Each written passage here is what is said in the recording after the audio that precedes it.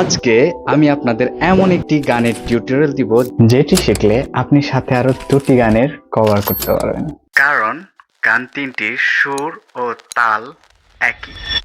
আর গান তিনটি হলো: প্রথম গান, সখী তোরা প্রেম করিও না, পীড়িত বালানা, সখী তোরা প্রেম করিও না। আর 2 নাম্বার গান, তোমারে দেখিবার মনে চায়, দেখা দাও আমায়, তোমারে দেখিবার মনে চায়।